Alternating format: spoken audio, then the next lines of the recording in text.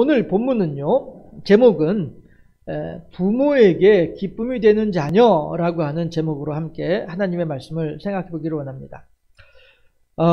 해마다 부활절이면 저는 저 개인적으로는 늘 부활절이면 또 부활절 기간이면 빼놓지 않고 한 번씩 언급하고 있는 내용 가운데 하나가 뭐냐 하면 몇몇 악한 무리들이 자기의 욕심을 채우기 위해서 죄 없는 한 사람을 재판이라고 하는 법적인 도구를 사용해서 살인한 것이다.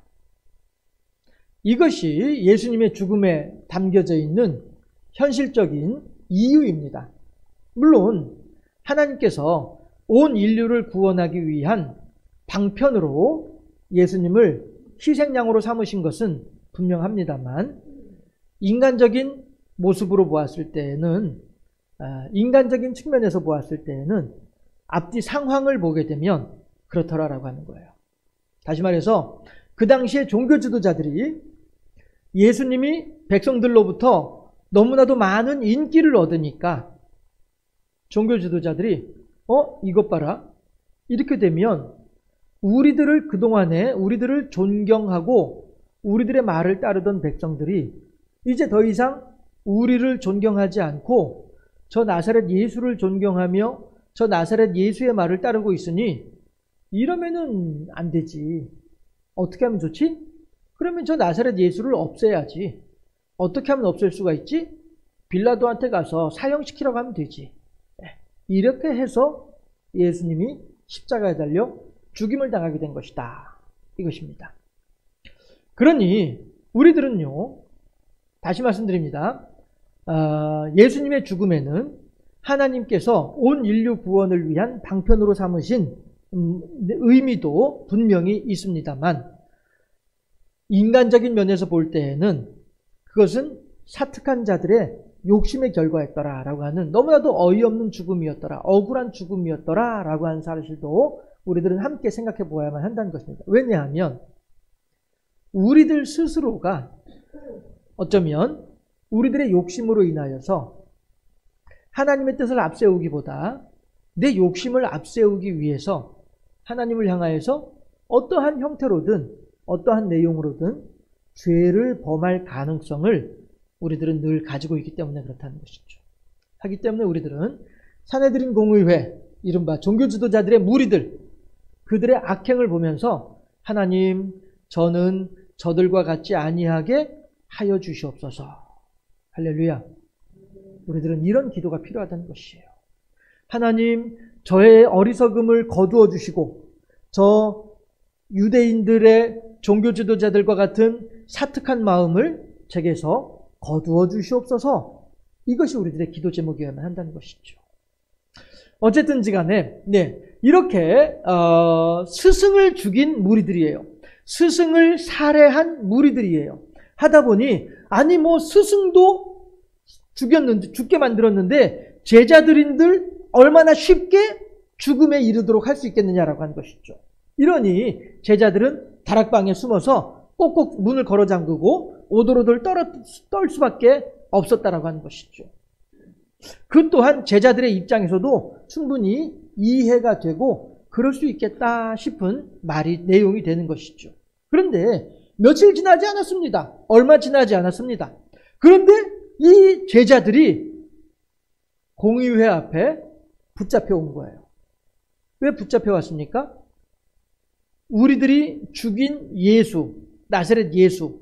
그런데 이 예수의 제자들이 지금까지는 쥐 죽은 듯이 꼼짝 않고 있던 이 제자들이었는데 어느 날 갑자기 막 떨쳐 일어나가지고 나와서 사람들을 향해서 공개적으로 저 종교 지도자들이 죽인 예수님이 다시 살아나셨습니다 라고 이야기를 하는 거예요. 그러면서 그 예수님께서 우리들에게 하셨던 말씀이 이러이러한 내용들입니다. 우리 제자들은 예수님의 그 말씀을 여러분들에게 전하라고 하는 예수님의 명령을 받고 이렇게 여러분들한테 말을 전하고 있는 겁니다. 예수님의 가르침은 이것입니다. 예수님은 우리들에게 이렇게 말씀하셨습니다. 라고 얘기하고 있는 거예요. 자, 보세요. 요즘에 우리는 뭐 이제 워낙에 이제 방송 시설이 매스미디어가 잘 돼 있어가지고 뭐 가만히 방에 앉아서도 뭐 외국에서 무슨 일이 일어나는지도 다 알 수 있는 그런 시대예요. 그래서 이 시대의 관점에서 그 당시를 보면은 이해가 안 되는 것도 많이 있을 수 있어요. 하지만 여러분들 불과 30년, 불과 40년 전만 하더라도요, 우리들은요, 그냥 동네 소식만 알고 있을 뿐이었지, 저 바깥에서 무슨 일이 생기는지, 우리가, 경상도에 살고 있는 사람들이 전라도에서 무슨 일이 생기는지 우리들은 모르고 있었어요. 그 대표적인 게 뭐예요? 5.18 만행이었잖아요. 그렇죠? 광주에서는 사람들이 군인들에 의해서 막 죽어가고 있는 그 시간에 우리들은 뭐 어떻게 생각하고 있었어요? 그런 일이 있는 줄도 몰랐어요. 네. 그렇게 우리들은, 좁은 세계 속에, 좁은 세상 속에 살고 있었다라고 하는 것이죠. 마찬가지로요, 예수님 당시에도 그 넓은 지역에서 그 많은 사람들이 예수님에 대해서 직접 본 사람들이 몇 명이나 있었겠어요. 예수님께서 지나가실 때에 그 옆에 있던 사람들이나 예수님을 보았을 거란 말씀이죠. 그러면 예수님이 그 모든 땅을 다 한 곳도 빠지지 않고 모든 곳을 다 그 발자국을 찍어가면서 다니셨나요? 아니란 말씀이에요. 갈릴리에 계시다가 나사렛에 계시다가 예루살렘에 계시다가 뭐 이러고서 이제 돌아가셨단 말씀이죠. 저쪽 가버나움 쪽에도 가셨다가 이렇게 하다가요. 그러니까 예수님께서 지나다니신 그 지역 말고는 예수님의 이야기를 들은 사람들이 소문으로는 들을 수 있었을지 몰라도 예수님을 직접 본 사람들은 없었단 말씀이에요. 이러니 예수님께서 하다못해 같은 예루살렘에 살고 있는 사람들조차도 예수님을 못 본 사람들도 많이 있었을 것이다 하는 거죠. 그러니 제자들이 예수님의 말씀을 증거할 대상들은 널려 있었던 거예요. 널려 있었던 거예요. 요즘에 우리들의 생각으로, 우리들의 생활하는 모습으로 보시면 이 당시의 모습이 상상이 안 된다는 거죠. 그렇지만 지금은 우리들이 알고 싶으면 언제든지 뭐 스마트폰만 열면은 뭐 얼마든지 세계의 소식을 다 알 수 있어요. 그러나 우리들은 그 당시 사람들은 그러한 시설들이 없었기 때문에 그만큼 정보가 전달이 느렸기 때문에 얼마든지 제자들은 예수님의 말씀을 전해야만 할 사람들이 얼마든지 있었다는 것이죠. 그러니 제자들이 그렇게 열심히 예수님에 대해서 부활하셨다, 예수님께서 이렇게 말씀하셨다 하는 내용들을 얘기를 한단 말이에요. 그러다 보니 정작 누가 난리가 났냐 하면 이 종교 지도자들이 난리가 난 거예요. 왜냐하면 백성들은 우리들의 말만 믿고 저 나사렛 예수가 사기꾼이고 저 나사렛 예수가 거짓말장이고 저 나사렛 예수가 하나님의 이름을 능멸하는 그런 사람인 줄로 알고서 죽여라 죽여라, 그의 피를 우리와 우리의 후손들에게 돌려라 라고 하면서 그렇게 빌라도 앞에서 대보를 했던 사람들이었는데, 그 사람들을 향하여서 예수의 제자라고 한 사람들이 당신들이 죽이라고 했었던 그 예수님이 살아나셨습니다. 그리고 당신들이 죽이라고 했던 그 예수님이 여전히 당신들을 사랑하신다고 합니다. 이렇게 얘기를 하니까 사람들이 이건 뭐야 대체? 이렇게 되는 것이죠. 종교 지도자들의 계산으로는 저 스승이라고 하는, 선생이라고 하는 나사렛 출신, 저 나사렛 치면은 되게 촌이거든요. 깡촌이란 말이에요. 우리 흔히 하는 말로 촌놈이란 말이에요. 촌놈. 저 나사렛 출신 촌놈, 저 예수, 저거 하나만 잡아 죽이면 제자들은 다 그냥 질이 멸렬해서 흩어질 줄로 알았는데, 웬걸 도리어 예수님보다 더 역할을 더 많이 하는 일이 벌어지는 거예요. 왜? 예전에는 예수님 혼자서 일을 했지만은 이제는 12명의 제자들이 막 일을 해버리고 말잖아요. 그렇죠?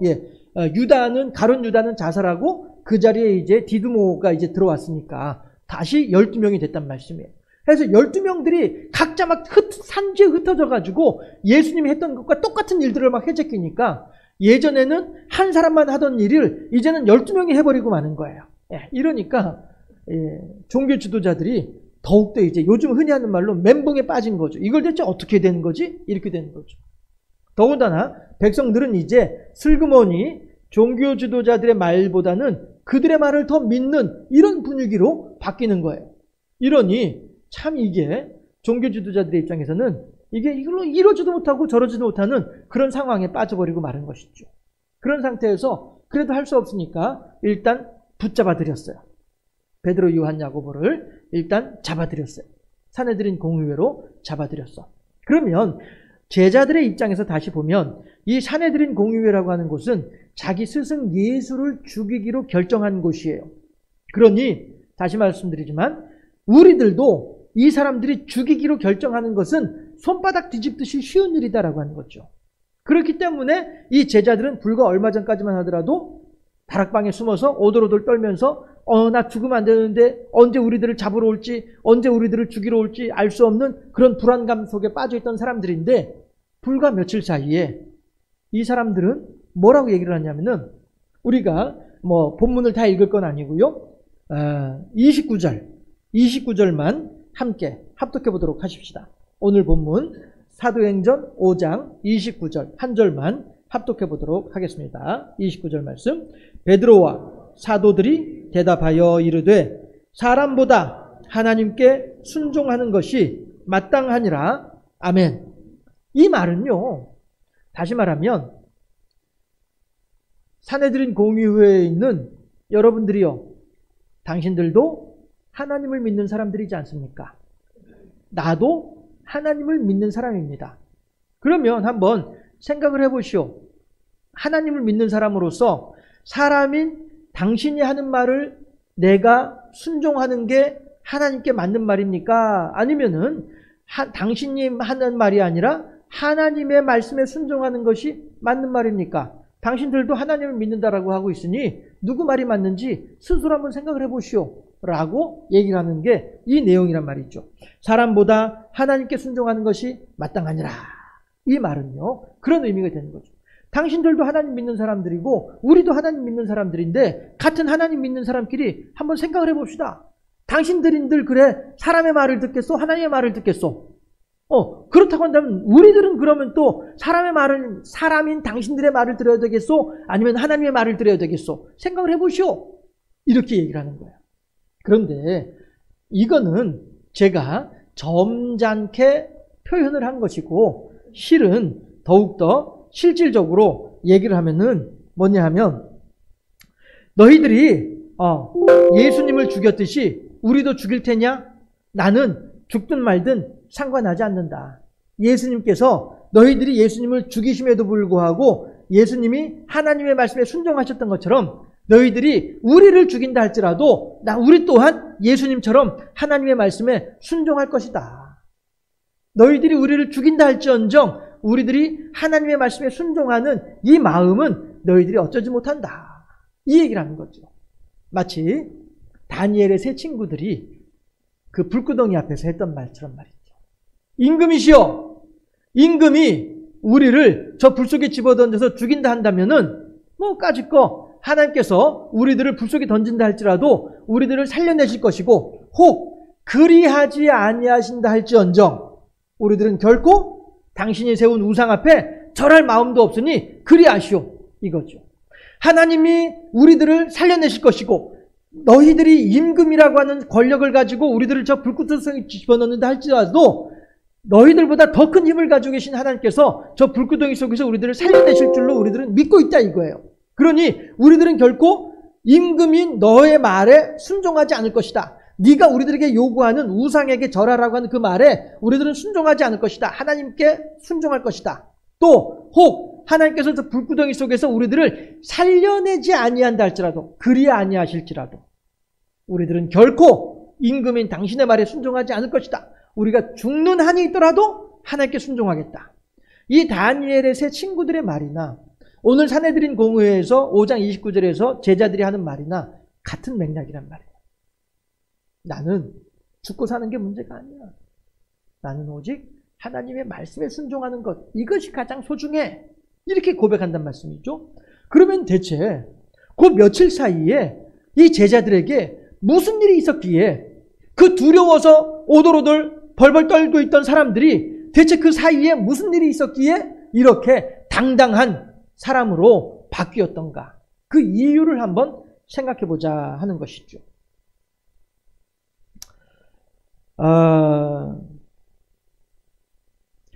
에덴 동산에서 아담이 혼자 있는 것에 대해서 하나님께서 뭐라고 말씀하시냐면은 사람이 독처하는 것이 보기에 좋지 못하니 라고 말씀을 하셨어요. 에덴 동산이라고 하는 곳은요, 하나님께서 보기에 심히 좋았던 곳이 에덴 동산이었어요. 아담을 만들어서 에덴 동산을 다스리게 하고 난 뒤에는 너무도 좋아서 아이고 이제 내가 발 뻗고 쉬겠다 하시면서 안식하실 정도로 만족하셨던 분이 하나님이셨어요.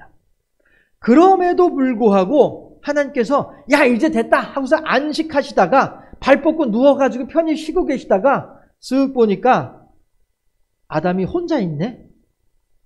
야 이거 봐라, 이거 별로 좋지 못하네 하셔가지고 만들어준 게 누구예요? 그게 하와란 말씀이에요. 그렇죠? 하나님은요, 사람이 독처하는 것을 보기에 좋지 않구나. 왜 말이 꼬이죠? 예. 하나님 보시기에 사람이 독처하는 것이 보기에 좋지 않다 하여서 그 독처하는 상황을 바꾸어 주시는 분이 하나님이시란 말씀이죠. 마찬가지로 제자들이 오돌오돌 두려움에 떨고 있는 그 모습이 부활하신 예수님의 보시기에 좋지 못한 거예요. 그러니 하나님께서 에덴 동산의 아담에게는 하와를 만들어주시는 것처럼 예수님께서는 마가다락방의 제자들에게는 평안을 명하고 계시는 거예요. 자, 아담과 하와는 하나님께서 짝지어주신 짝이에요. 제자들에게 평안은 하나님께서 짝지어주신 짝이란 말씀이에요. 그러니 아담은 하와와 더불어서 함께 그의 삶을 살아가는 것이고, 제자들은 이제부터는 아담은 독처하는 상황에서 이제는 하나님의 명령을 따라 하와와 함께 살아가는 것이고요. 제자들은 두려움이라고 하는 상황에서 벗어나서 예수님이 허락하시는 평안과 함께 살아가는 것이란 말이에요. 이것이 하나님께서 아담에게, 예수님께서 제자들에게, 그리고 성령께서 오늘 우리들에게 베풀어 주시는 하나님의 뜻이다라고 하는 사실이죠. 결국 제자들은요, 예수님께서 하시는 명령에 순종하여서 이렇게 용감무쌍해진 거예요. 자, 그러면 우리들이 여기에 대해서 얼른 생각하기에 어이구야, 역시 성령 충만하니까 그렇구나 라고 이야기를 할 수 있을 거예요. 그런데 과연 이것을 단지 성령 충만이라고 하는 한마디 말로 다 설명을 할 수 있을까 하는 것이죠. 여러분들 한번 지금까지 신앙생활 하시는 가운데 성령 충만하다라고 여겨지던 사람들을 한번 떠올려 보세요. 혹은 여러분들이 예전에 성령 충만했다, 야 그때가 좋았어, 내가 그때만큼 충만했던 때가 없었어 라고 생각되어지던 그때를 한번 생각을 해보세요. 지금은 어떠하십니까? 여러분들의 지금은 어떠하고 여러분들의 기억 속에 있는 그 사람은 지금은 어떠합니까? 제가 알고 있는 한 사람은요, 그렇게 성령이 충만하던 사람이었는데 지금 신앙생활을 하지 않고 있어요. 그런 사람도 있어요. 예. 그러면은 그 당시에 성령 충만하던 모습들이 과연 어떻게 된 것이냐 하는 거죠. 그 당시에 하나님께서 그렇게 그 사람에게 성령을 부어주셨는데 지금은 그 사람이 신앙생활을 아예 안 하고 있어. 그러면은 그때 하나님의 역사하심과 지금 신앙생활을 하지 않고 있는 그 사람에 대한 하나님의 역사하심이 왜 이렇게 달라? 그러면은 그때 신앙생활을 열심히 성령 충만하던 그때에는 하나님께서 그를 사랑하시고 지금 신앙생활을 하지 않고 있는 그 사람에 대해서 하나님이 사랑하지 않아서 이 사람이 지금 교회조차도 안 다니고 있는 것일까? 라고 하는 것을 생각을 해보면은 단지 성령 충만해서 그랬다라고 하는 말로 모든 것이 정답이 되지는 않는다라고 하는 것이죠. 저는 이 점에 대해서 한 번 더 생각해 보고 싶은 거예요. 왜 그랬을까? 어째서 그랬을까? 하다못해 저만 하더라도요, 제가 여러분들한테 한 번씩 고백하지 않습니까? 저는 만약에 제가 목사가 안 되었으면은 어쩌면 저도 지금 좀 신앙생활 안 하고 있을런지도 모르겠다는 생각도 한 번씩 해요. 네. 제 승질머리 가지고 저의 어떤 그런 못된 성품 가지고 있었으면 저도 아마 교회 안에서 법이요 하면서 안 돼 하면서 다들 조용히 해 내 말 들어 하면서 말이죠. 저도 그렇게 하는 사람들 가운데 한 사람이 되어 있을런지도 몰라요. 그리고 그렇게 하다가 저 스스로가 그냥 저에 대해서 시험이 들어가지고 에라 모르겠다 이 꼴 저 꼴 다 안 보고서 내가 교회 안 다니고 말아 잃어버리고 말았을런지도 모르겠다라고 하는 생각이 드는 것이죠. 그러면 저는 그럼 성령 충만하지 않아서 그러냐? 아니라니까요. 저도 여러분들 못지않게 성령 충만하던 그런 때도 있었고요. 어떤 그런 성령의 능력을 발휘하던 때도 있었고요. 지금도 어쩌다 한 번씩은 또 그렇게 하기도 하고요. 그런데 이것은 오늘 제자들에 대해서 생각을 해볼 때에는 단지 성령 충만으로 모든 답이 되어지지는 않는다라고 하는 것입니다. 제가 이 지점에서 또 한 가지 여러분들한테 좀 던져보는 질문이 하나가 있습니다. 자녀들을 잘 양육을 했어요. 잘 키웠어요. 그래서 시집을 보내고 장가를 보냈어요. 그러면 그거로 부모 역할 끝인가요? 병강한 집사님. 시집 보내고 나니까 이제 더 이상 엄마 노릇 안 해도 되나요? 해야 되잖아요. 그렇죠? 물론 이제 여기 계신 분들 중에는 아직도 장가도 못 보낸 분들도 계시기도 합니다만은 아직까지도 부모 역할을 계속하고 계시고 또 생각을 해보세요. 그 아들들 장가 보내고 나면은 끝날 것 같아요? 그거 아니잖아요. 그렇죠? 장가 보냈다고 해서 시집 보냈다고 끝나는 거 아니다라고 하는 거죠.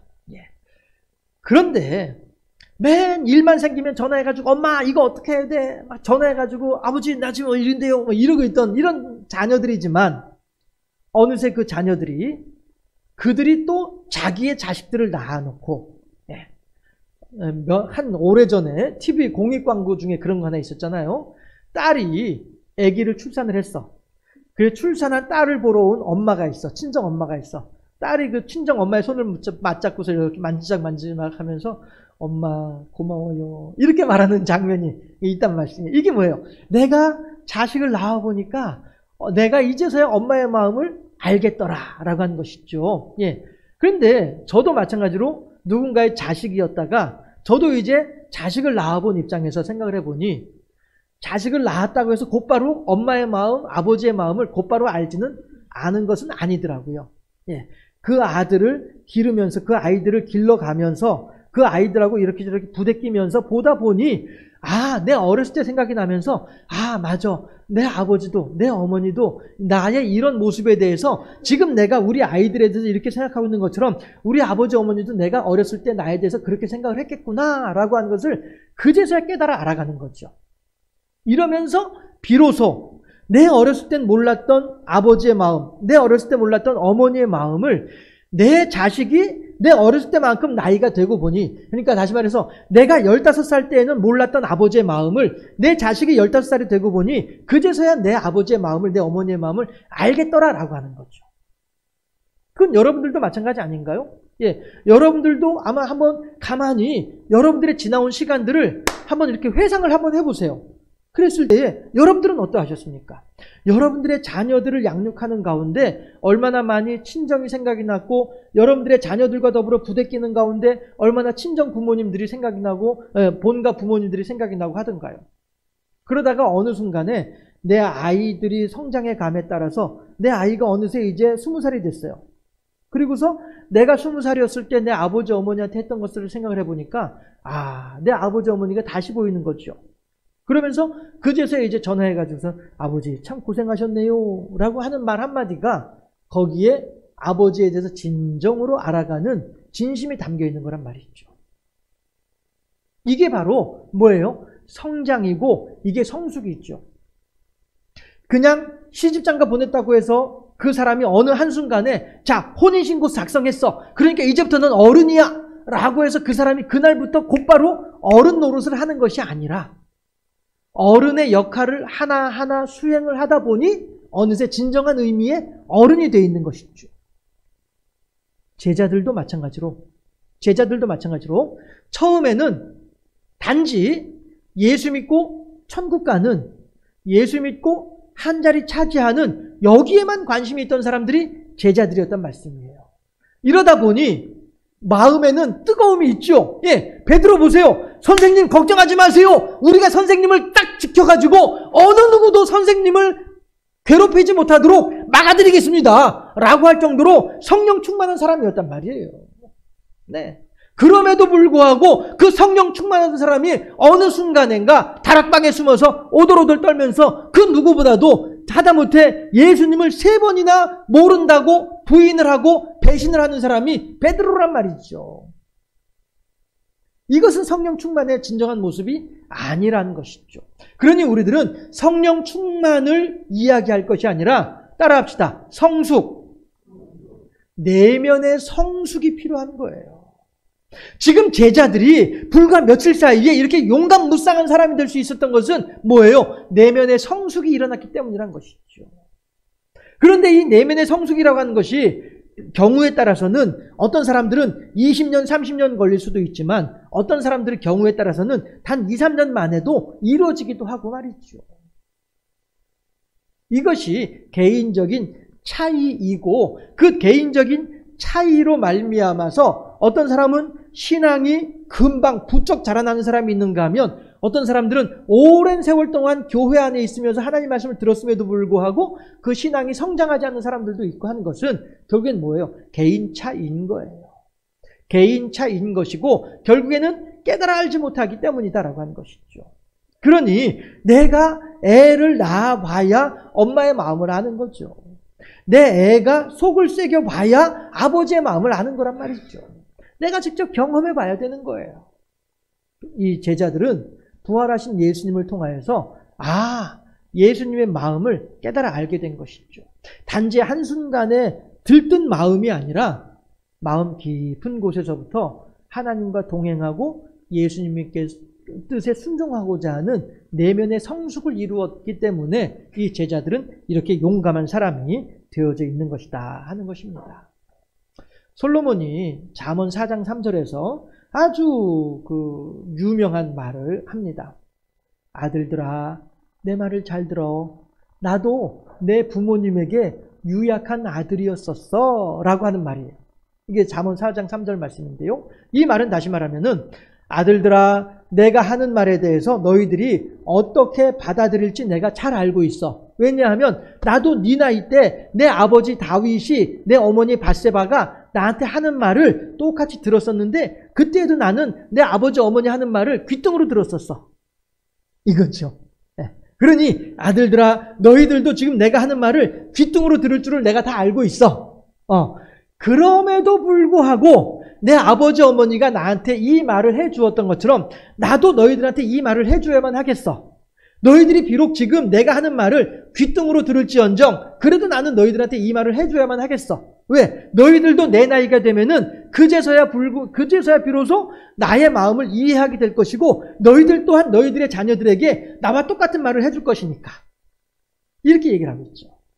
이게 결국에는 부모가 하루아침에 부모가 되는 것이 아니라 점차 자녀들과 더불어서 부대껴가면서 부모가 되어지는 것처럼 신앙인들도 마찬가지로 어느 한순간에 신앙인으로 거듭나는 것이 아니라 점차 하나님과 더불어서 신앙에 대하여서 부대껴가면서 세상에 대해서 시험도 들어가면서 넘어지기도 하면서 하나님을 향해서 원망도 해가면서 그러다가 다시 또 회개해가면서 이렇게 내 안에 차곡차곡 쌓여가는 이것이 결국 우리들에게는 연륜이 되는 것이고 이것이 경험이 되어져서 이것이 우리들에게 어느 누구도 흔들지 못하는 어느 누구도 빼앗아 가지 못하는 하나님을 향한 굳건한 믿음으로 바뀐다라고 하는 것이죠. 이것이 뭐예요? 다시 말하면 한마디로 말하면 성숙이란 말씀이에요.